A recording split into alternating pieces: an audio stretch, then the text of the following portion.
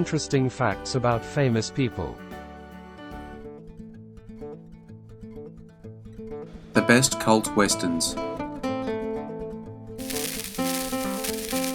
Westerns are an important genre of American cinema, but some of the best examples are anything but standard or even traditional.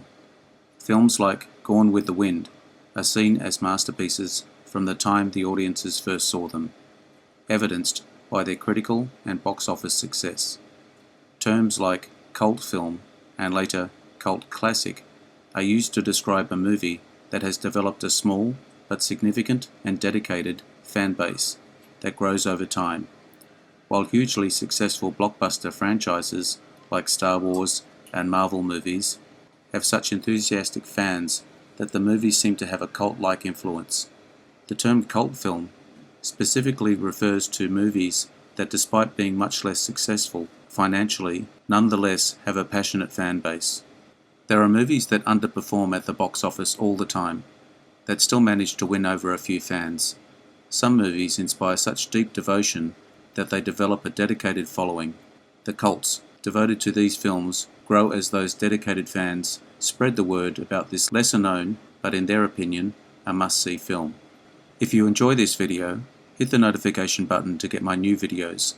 If you want to check out my many other videos, head over to my channel. The link is in the description. Let's get into it.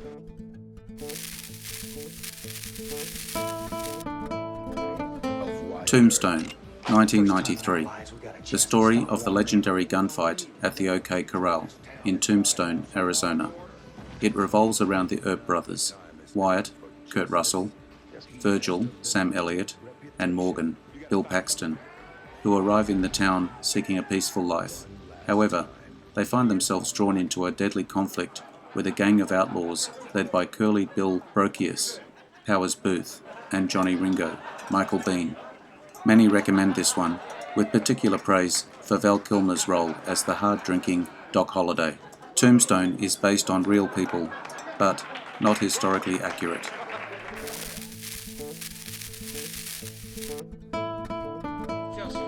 The Missouri Breaks, 1976. A revisionist western from Bonnie and Clyde director Arthur Penn, starring Marlon Brando and Jack Nicholson. Nicholson plays down-on-his-luck cattle thief Tom Logan, who wants to take revenge on the powerful land baron Braxton, John McLean. Predicting the threat, Braxton uses outlaw Robert E. Lee Clayton, Brando, to deal with Logan first. This is a character-driven movie, with striking cinematography and morally grey narrative. The Missouri Breaks has a beautiful Marlon Brando performance and an enjoyable film. The Oxbow Incident, 1943. Two drifters, Gil Carter, Henry Ford, and Art Croft, Harry Morgan, arrive in a small town just as news breaks that a local rancher has been murdered. A posse is formed to hunt down the killer, which Gil and Art join to avoid suspicion being cast upon them. However, the situation remains volatile, threatening to turn violent at any moment. Clint Eastwood once said that the Oxbow Incident was his all-time favourite movie, an interesting premise that explores mob justice and the hysteria of the mob, appreciated for not being overly melodramatic like westerns of that era. It isn't as well known as it should be.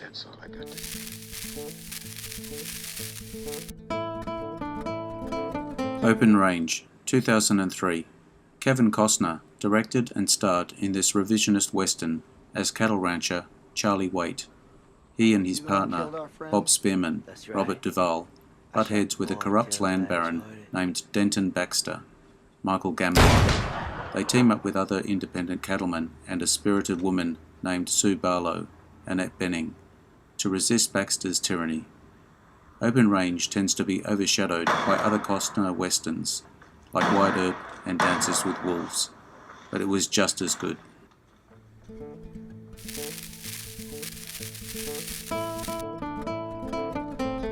Appaloosa, 2008. A little off the beaten trail. It's an Ed Harris passion project he directed and co-wrote. His buddy, Viggo Mortensen, plays his sidekick. Harris and Mortensen are Virgil and Everett, two lawmen for hire, tasked with bringing order to the lawless town of Appaloosa. Their authority is tested when a powerful rancher, Randall Bragg, Jeremy Irons, starts wreaking havoc and commits acts of violence without consequences. To complicate things, Virgil and Everett fall for the same woman, a widow named Alison French, Renee Zellweger.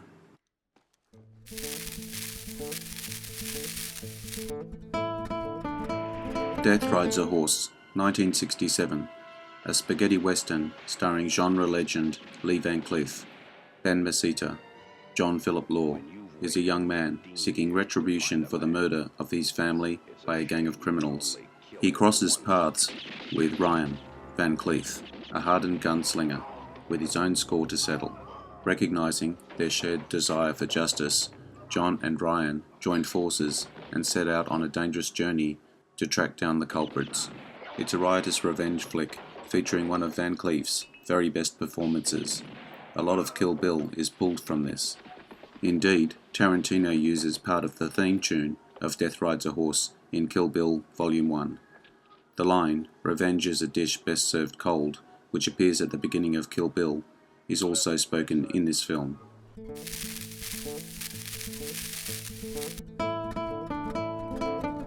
The Quick and the Dead, 1995.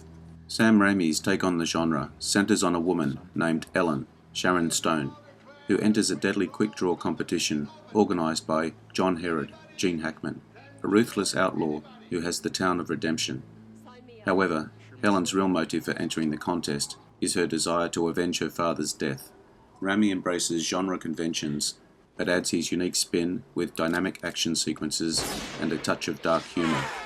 The Quick and the Dead received mixed reviews on release, but subsequent critics have been kinder to it, with some going as far as to call it one of Raimi's best movies.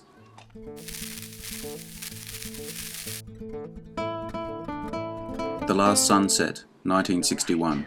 Kirk Douglas stars as Brendan O'Malley, an outlaw seeking refuge on the ranch of his former lover, Belle, Dorothy Malone.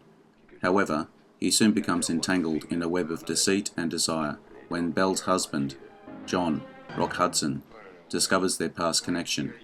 As tensions rise and secrets unravel, the trio embarks on a treacherous cattle drive through dangerous territory, facing external and internal conflicts. The Last Sunset is not that well known, but it's worth checking out to understand what director Robert Aldrich was about. He was an iconoclastic filmmaker, responsible for classics like Kill Me Deadly and The Dirty Dozen. This film is slower paced and more character driven than most movies, but that's also its charm. Intimate story and small scale.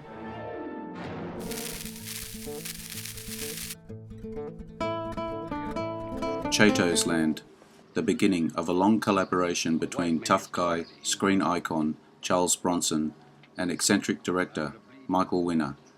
Bronson's Chato is an Apache who's driven to murder, but it's the posse of killers and reluctant accomplices, led by Jack Palance's ex-Confederate soldier, who perform a far worse crime in the name of justice. The movie transitions from a moralistic western to a slasher movie as Chato takes them out one by one. Many have drawn strong comparisons between the story and Vietnam revisionist horror movies that wouldn't appear for another decade.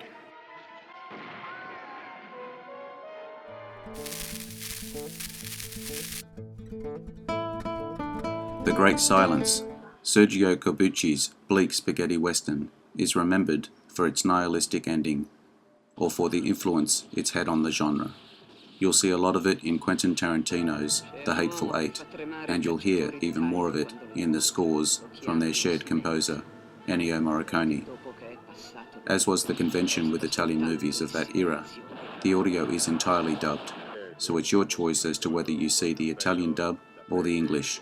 The performance from Jean-Louis Trintignant as the gunslinger, who, as you may have realized, doesn't speak, and Klaus Kinski as the villain, are amplified by the style, bringing the two unique actors together in a unique way.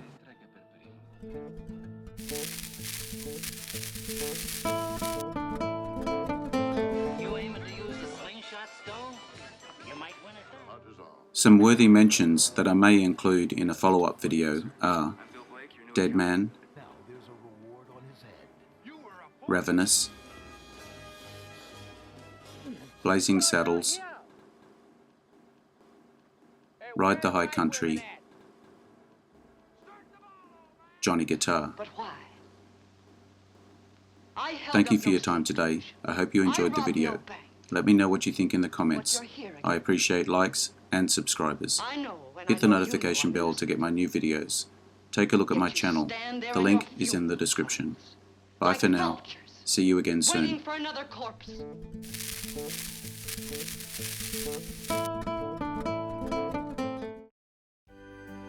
Interesting facts about famous people.